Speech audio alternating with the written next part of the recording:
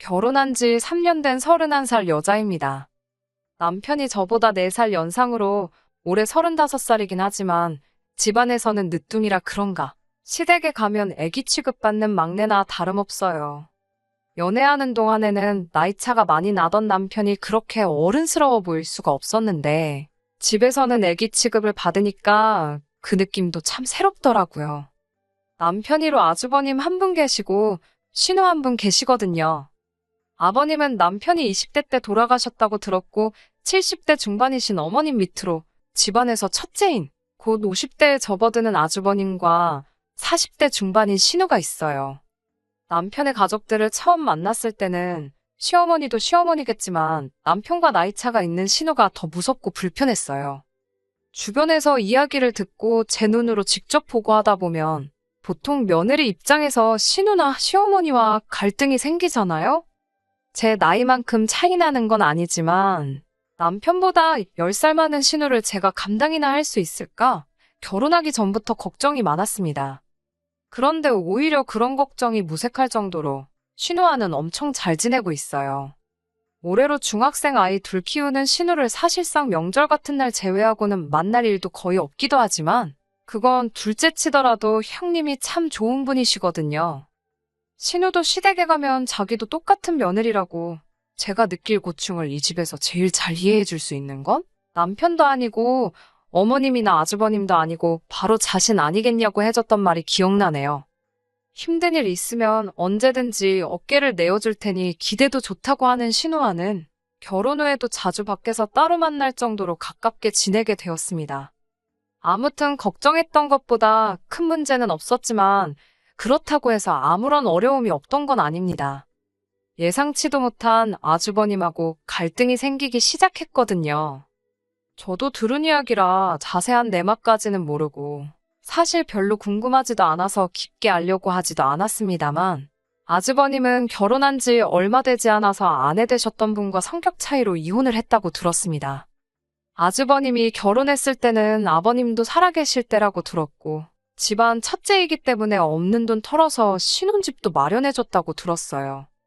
아주버님이 이혼을 하고 난 뒤에는 그 집에서 혼자 살게 되었다는데 아버님이 돌아가시게 되면서 어머님이 아주버님 집으로 들어가게 되었고 시부모님 명의로 되어 있던 아파트가 남편 명의로 돌아가게 되었습니다.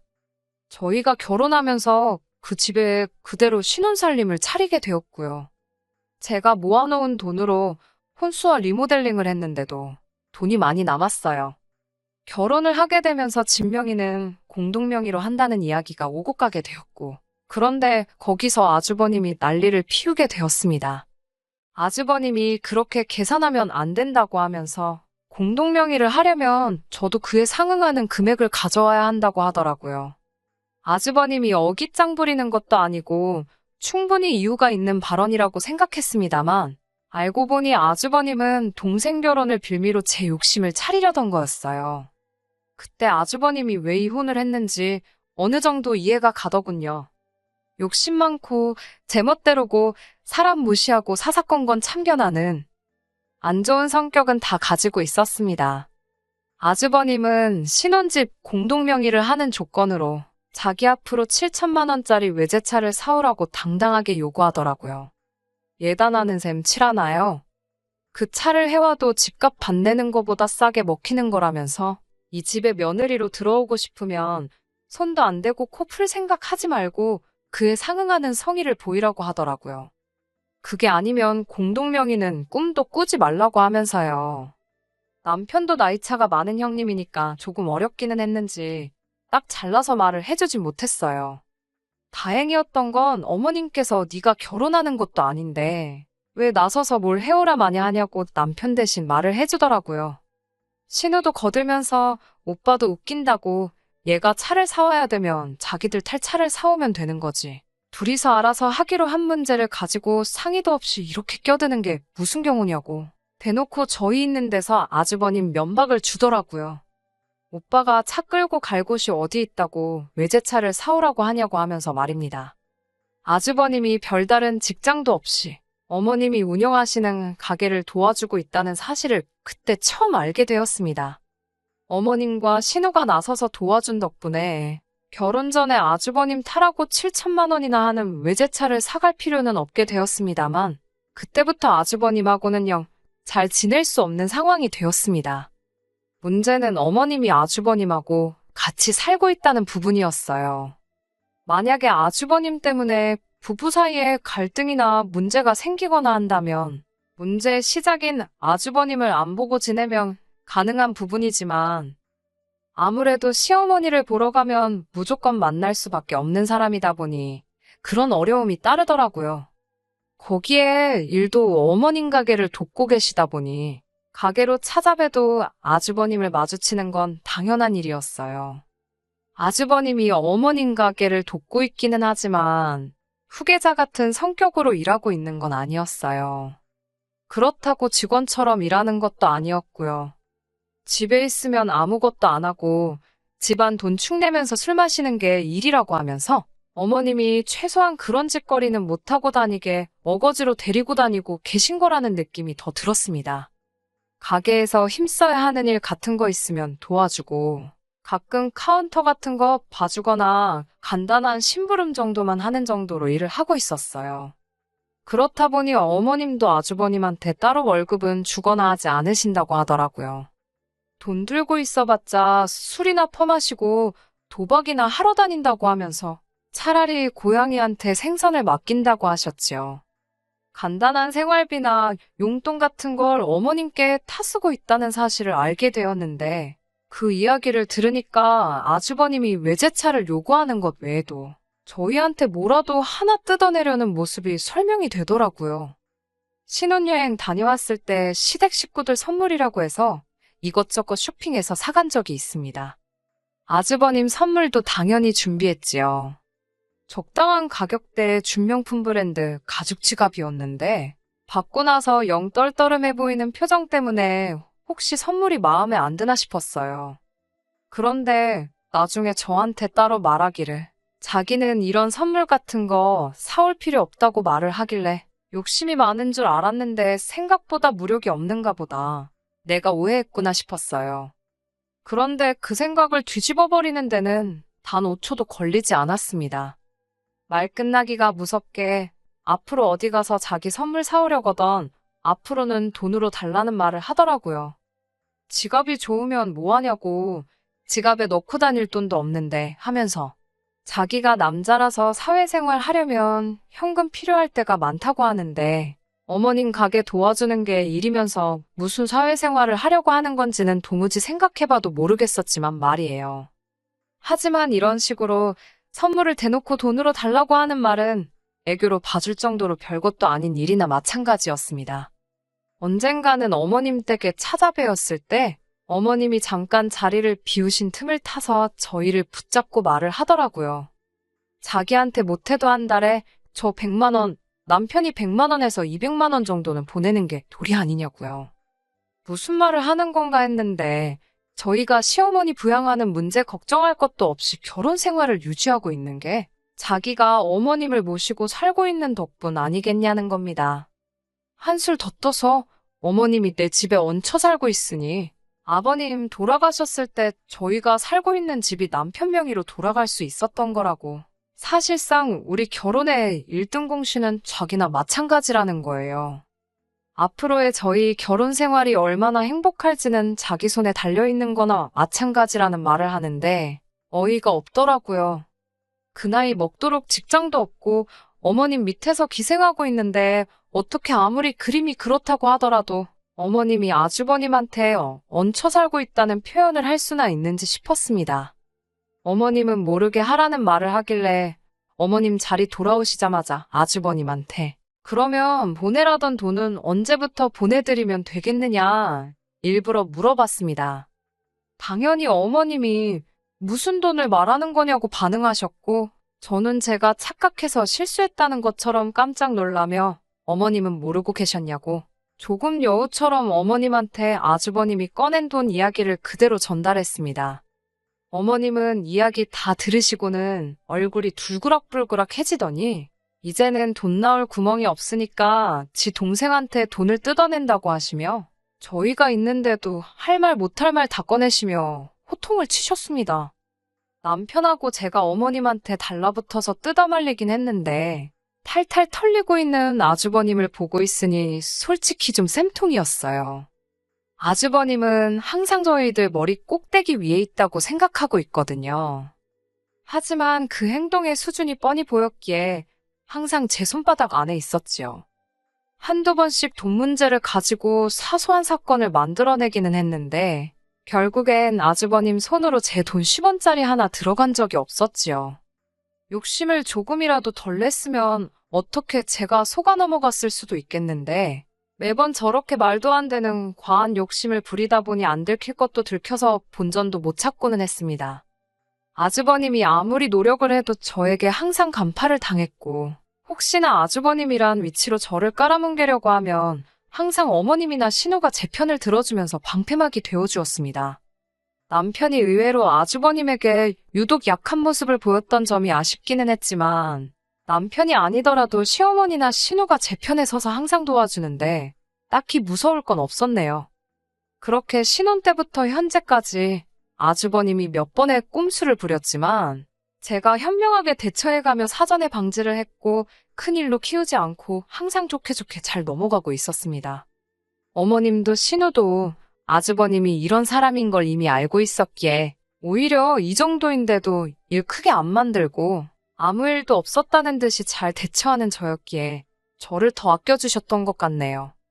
그런데 얼마 전 도무지 참을 수 없는 아주버님의 행동에 전에 없을 정도로 한판 크게 붙게 되는 사건이 생기게 되었습니다.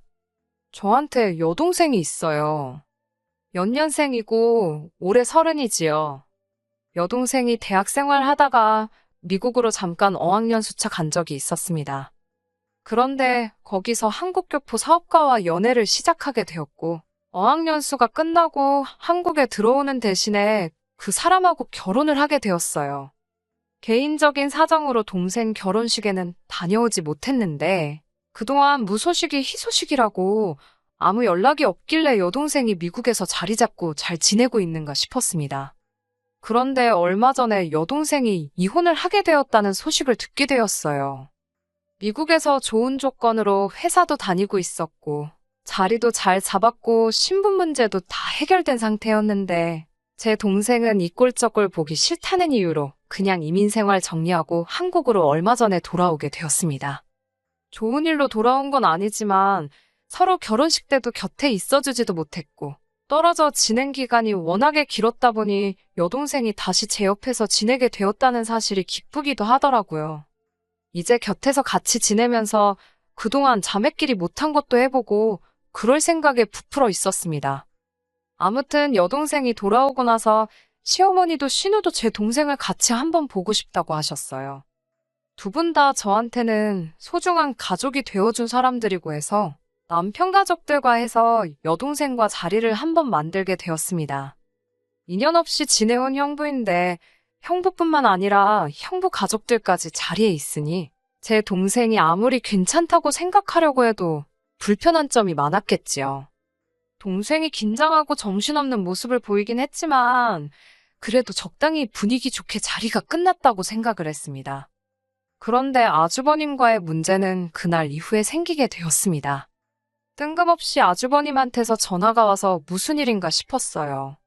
번호는 알았지만 평소에 연락 한번 서로 나눠본 적이 없는 사람이었거든요. 그런데 다짜고짜 아주버님이 제 여동생 전화번호를 물어보길래 그때 딱 이 사람이 무슨 꿍꿍이로 전화를 했는지 알게 되었습니다. 몇 번 거절을 했음에도 불구하고 포기를 모르고 계속해서 연락을 해오고 제 동생 전화번호를 물어보더군요.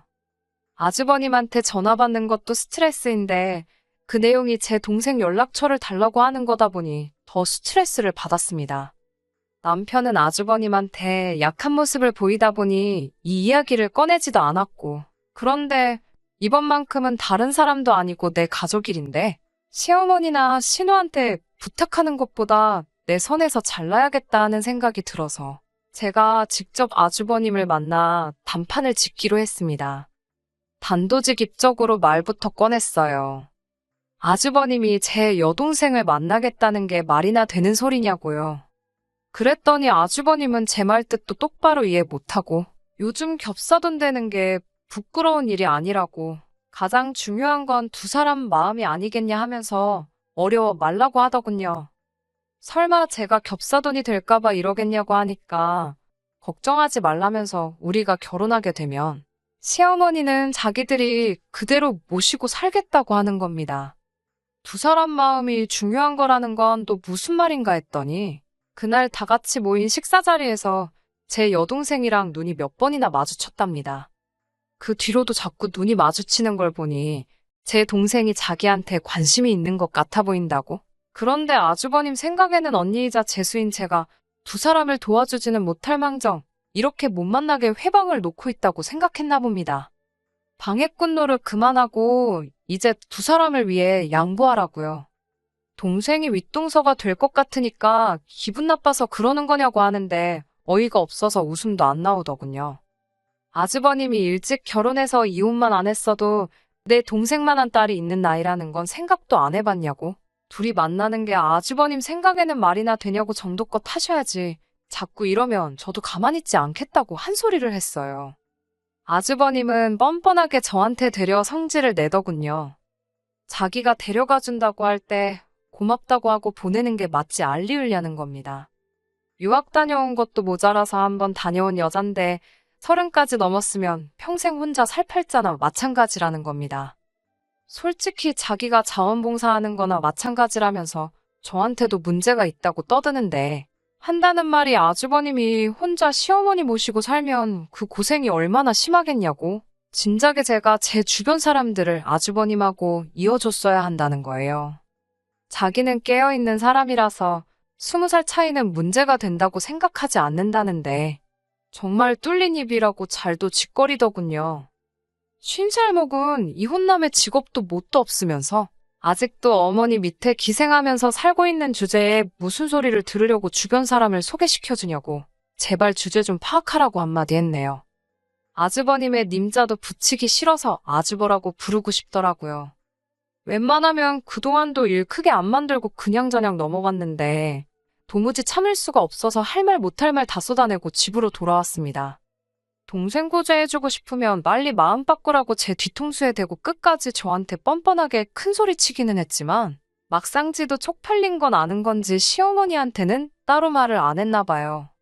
어머님한테서는 따로 연락이 없었으니 말입니다. 집에 돌아오자마자 남편한테 아주버님 좀 어떻게 해달라고 큰 소리를 쳤어요. 왜 아주버님 때문에 내가 남편한테 큰 소리 쳐야 하는지도 모르겠고. 정말 너무 화가 나서 참을 수가 없더라고요. 그동안 아주버님 일이라면 어려워하던 남편이라서 그런지 더 열이 받았는데 남편도 이번만큼은 그냥 넘어가서는 안 되겠다고 말을 하면서 아주버님한테 전화를 걸더라고요. 그런데 남편이 아주버님한테 화는 안 내고 아주버님 화를 풀어주면서 살살 달래더라고요. 그러면서 아무래도 처제가 형수님 되는 건 아닌 것 같다고 제 동생한테 찝쩍거리지 못하게는 단단히 말해주긴 했지만 아주버님한테 저렇게 나오는 남편을 이해할 수가 없었습니다. 남편한테 지금 그게 일을 해결한 거냐고 큰 소리를 쳤네요. 그런데 남편이 자기가 다 생각이 있다면서 저한테 계획을 말해주더라고요. 그 계획을 들으니까 우리 남편 제법인데? 하는 생각이 들어서 남편에게 믿고 맡겨보기로 했습니다. 아주버님을 다시 만난 건 바로 그 다음 주 주말이었어요. 아주버님을 불러낸 건 저였습니다. 주변에 마침 20살 차이도 문제없다고 하는 사람이 있어서 제 동생 대신에 그 사람을 소개시켜주겠다고 불러냈지요. 아주버님이 기고만장해서는 이제야 정신을 차렸다는 듯이 으스대더라고요. 무슨 일이 벌어질지도 모른 채 말입니다. 그래도 소개받는다고 머리에 못도 바르고 제법 힘 좀 주고 나왔더라고요. 아주버님한테는 남편이 그분을 모시고 오기로 했으니 잠시만 기다려달라 했지요. 시계 봤다가 창밖을 봤다가 아주 떨려서 죽겠나 보더라고요. 이윽고 남편이 도착했고 남편 옆에 동행하신 분을 보더니 아주버님 얼굴이 아주 당황해서는 표정이 다 일그러지더군요. 남편이 데리고 온 사람은 다른 사람이 아니라 시어머니의 절친한 고향 후배로 남편이 이모라고 부르고 따르는 분이셨으니까요. 남편은 아주버님한테 형님이 깨어있는 분이라 한 번 다녀온 사람도 괜찮고 20살 차이 나는 사람도 문제가 없다고 하지 않으셨냐 하면서 좋은 자리 주선해봤으니 기회를 놓치지 말라고 했습니다. 애써 만든 자리니 잘 애보라고 말하고 저를 데리고 일어나서는 우리들은 이만 빠져주겠다고 하고 가게 밖으로 향했어요. 아주버님이 밖으로 나가는 저희를 따라 나와서는 상시옷 들어가는 욕을 하면서 저희를 불러세우더군요. 그런데 가게 밖에서 기다리고 있던 건 저희뿐만이 아니었어요. 시어머니와 신우도 같이 남편의 계획 아래 아주버님을 기다리고 있었습니다. 이미 어머님의 고향 후배분도 어머님도 신우도 남편의 계획 아래 아주버님이 저한테 무슨 짓을 했는지 다 알고 계셨고 고향 후배분도 어머님 도와주는 일인데 뭐가 문제겠냐며 흔쾌히 남편의 계획에 동참을 해주셨어요. 아주버님은 시어머니를 마주치자마자 얼음이 돼서 아무 말도 못하더군요.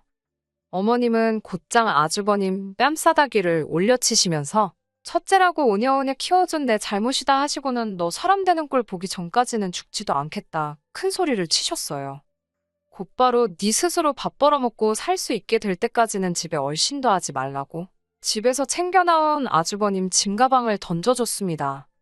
그 집이 아주버님이 결혼할 때 신혼집으로 받은 집이긴 하지만 아직까지도 어머님 명의로 되어 있었다고 하네요. 아주버님이 돈 흥청망청 쓰고 도박 때문에 이혼당한 걸 알고 있기 때문에 집 명의를 넘겨줬다간 그 집 날려먹는 건 시간 문제라고 생각해서 어머님 명의로 집을 유지하고 있었던 거예요. 그래도 자식이라고 불쌍하다 생각해서 먹고 살게는 해주고 있었는데 저대로 뒀더니 아주 고삐 풀린 망나니가 되었다며 제 여동생하고 결혼시켜달라고 우겼던 게 화근이 돼요. 이참에 크게 결심하고 아주버님을 집에서 내쫓아버리기로 결심하신 거예요. 집에 돌아와서 남편이 저에게 사과를 해왔습니다. 그동안 아주버님 때문에 제가 제일 고생했다는 건 알고 있다고. 아주버님이 안 좋은 길을 가는 걸 보면서 성인이 되어서인지 저렇게 안 되려고 자기는 나름대로 열심히 살았다고 합니다. 그런데 오히려 그 모습이 돌아가신 아버님께서 아주버님과 13살 차이 나는 동생인 남편을 두고 비교를 했다고 하네요. 그게 남편한테는 그동안 아주버님이 자기 때문에 마음고생을 했다 생각하여 아주버님 일에만 유독 마음이 약해져서 아무 소리도 내지 못하고 있었던 거라고 합니다. 그런데 자기가 아주버님한테 말 한마디 못할 때마다 고생하는 게 자기가 아닌 저라는 걸 이번 일로 깨닫게 되었다고. 두 번 다시 아주버님이 저에게 그 어떤 짓도 하지 못하게 자기가 책임지고 행동 똑바로 하겠다고 약속을 해주더군요. 어머님도 나중에 저에게 따로 사과를 해주셨고요. 아주버님은 한동안 짐가방만 들고 주변 아는 사람들 집에 돌아가면서 신세지면서 하루하루 연명하고 있다고 하네요. 어머님이 다시 아주버님을 받아줄 수도 있다고 생각하고 아주버님이 이번 일로 사람이 변할 거라고는 기대도 하지 않아요. 하지만 이제부터는 남편이 제대로 자기 할 일을 해준다고 약속을 했으니 아주버님이 돌아온다고 해도 걱정이 되지는 않네요. 끝까지 들어주셔서 감사합니다. 오늘의 사연은 여기까지입니다. 구독과 좋아요, 알람 설정 부탁드리고 더 좋은 사연으로 다시 찾아뵙겠습니다. 감사합니다.